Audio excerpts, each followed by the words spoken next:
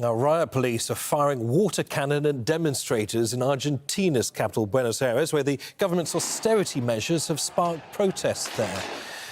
Well, the country's football fans have joined those protests and there, as you can see, have been running battles with police, water cannons fired.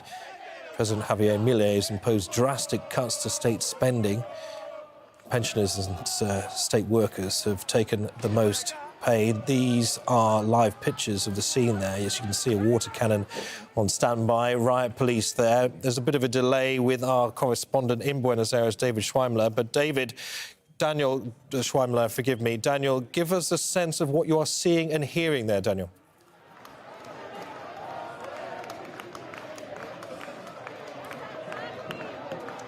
Well, this is a regular Wednesday afternoon protest by pensioners, which is now really turned into a riot scene. Pensioners turned up here today, as always.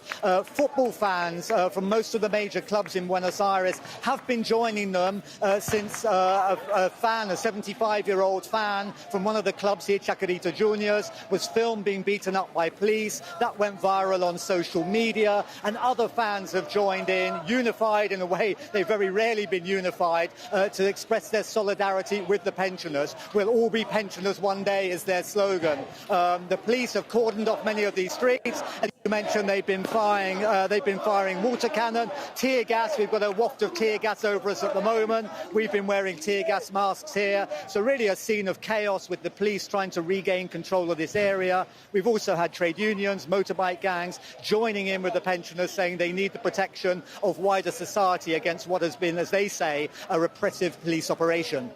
And Daniel, talking about wider, broader reactions to what's been happening in Argentina, how reflective are those demonstrations, those clashes where you are, of public sentiment against President Javier Milei's drastic cuts to state spending?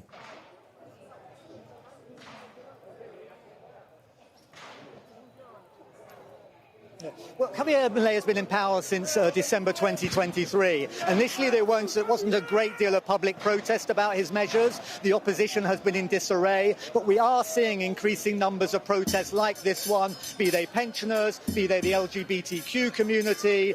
Teachers are having a day of protest tomorrow as well. So there are increasing numbers of protests as those very drastic cuts begin to bite. The pensioners are here because their pensions have been dwindling. Also, state subsidies to their medicines have been cut drastically.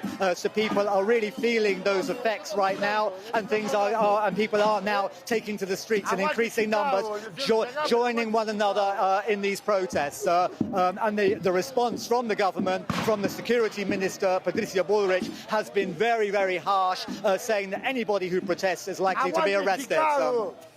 Daniel, I can see the thick plumes of what I imagine is tear gas, although it could be fireworks smoke as well. So obviously, if you need to get some distance from that, do so. But this demonstration, you say, has the added dimension of being joined by soccer fans as well. And that's creating this new level of tension, is it?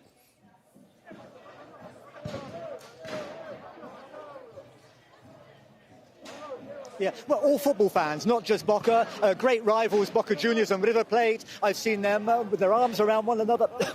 I think we're going to have to go. That's the tear gas. Daniel, that's absolutely fine. Do get away from the tear gas. Obviously, fast-moving situation there. Police in Buenos Aires firing volleys of tear gas at the demonstrators. This has been a regular occasion in the Argentine capital.